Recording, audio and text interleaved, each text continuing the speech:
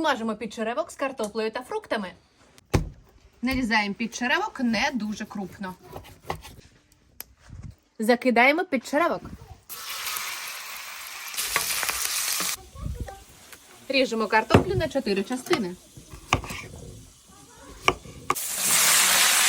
Коли сало золотаве, кидаємо картоплю. Солимо та додаємо перець.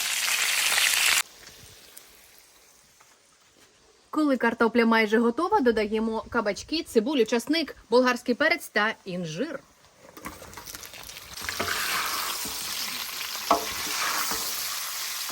Да, вкусно. А наш павук Тимко, до речі, спускається лише коли смачно. Картопелька, шкварки, інжир. Ідеально. Підписуйтесь і готуйте зі мною.